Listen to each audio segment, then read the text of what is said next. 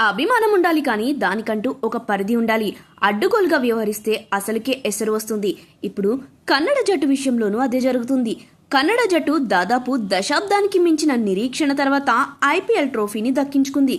ఒక రకంగా ఇది శుభ పరిణామం, మంచి విషయం కూడా. ఇలాంటి సందర్భాన్ని గట్టిగా జరుపుకోవాలని కూడా దానిని ఎవరూ తప్పుపట్టరు. కానీ సెలబ్రేట్ చేసుకునే విషయంలో అడ్డుగోలుగా వ్యవహరిస్తేనే అసలు సమస్య ఎదురవుతుంది. వాస్తవానికి నిన్న అహ్మదాబాద్లో గెలిచిన తర్వాత కన్నడ జట్టు ఆటగాళ్లు బెంగళూరు వచ్చేశారు. బెంగళూరు మేనేజ్మెంట్ తమ ఐపీఎల్ విజయాన్ని పురస్కరించుకుని విక్టరీ పరేడ్ నిర్వహించాలని భావించింది. ఈ విషయాన్ని బెంగళూరు నగర పోలీసులకు తెలియచేస్తే వారు సున్నితంగా తిరస్కరించారు. ఆ స్థాయిలో అభిమానులు గనక రోడ్ల మీదకి వస్తే కట్టడి చేయడం కష్టమని ముందే చెప్పేశారు. దీంతో తమ రాజకీయ పలుకుబడిని ప్రయోగించిన బెంగళూరు జట్టు పోలీసుల మీద ఒత్తిడి తీసుకొచ్చింది. ఎలాగైనా సరే తమ బల ప్రదర్శన చూపించాలని బెంగళూరు యాజమాన్యం గట్టిగా ఫిక్స్ అయ్యింది. దీంతో బెంగళూరు నగర పోలీసులు చేసేదేం లేక కొన్ని నిబంధనలు విధించి విక్టరీ పరేడ్ నిర్వహించుకోవచ్చని చెప్పారు.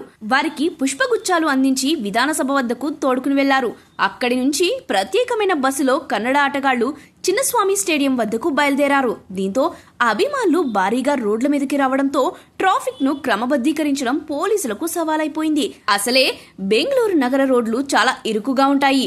పైగా సాయంత్రం సమయంలో విపరీతమైన రద్దీగా ఉంటాయి. ఈ క్రమంలో ట్రాఫిక్ ఆంక్షలు విధించడం తప్ప వేరే మార్గం లేకపోవడంతో దానిని పోలీసులు అమలు చేశారు. అయితే కీలకమైన రోడ్డు కావడంతో ట్రాఫిక్ జామ్ భారీగా అయింది. దీంతో పోలీసులు రోడ్ల మీద ఉన్న అభిమానులను చెదరగొట్టే ప్రయత్నం చేశారు. ఈ క్రమంలో అభిమానులు ఒకరి మీద ఒకరు పడిపోయారు. దీంతో ఉద్రిక్తత ఏర్పడింది. ఫలితంగా తొక్కిసలాట చోటు చేసుకుంది.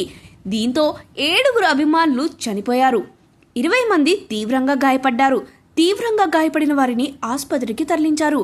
వాస్తవానికి బెంగళూరు జట్టు మీద అభిమానులకు విపరీతమైన ప్రేమ ఉంది. కొందరి ప్రేమ ఉన్మాదాన్ని మించి ఉంటుంది. ఈ పదాన్ని రాయడానికి ఎటువంటి ఇబ్బంది లేదు.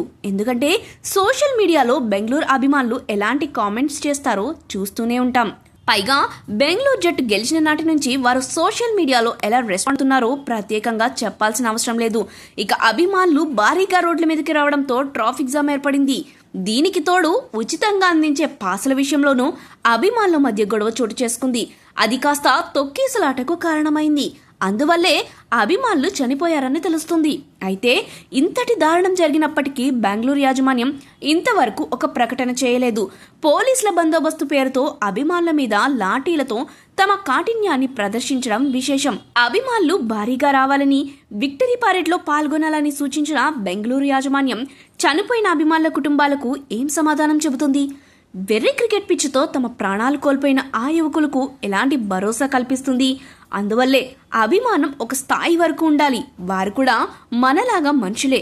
వారేమీ అతీంద్రియ శక్తులు కాదు. పైగా ఈ స్థాయిలో అభిమానం చూపిస్తే మనకు వారు బదులుగా ఏమీ ఇవ్వరు. వారు డబ్బుల కోసం మాత్రమే క్రికెట్ ఆడుతున్నారు. డబ్బుల కోసం మాత్రమే బెంగళూరు జట్టు యాజమాన్యం ఐపీఎల్లో ఆడుతుంది. అంతే తప్ప దేశ సేవ కోసం కాదు, సమాజ ఉద్ధరణ కోసం అంతకన్నా కాదు.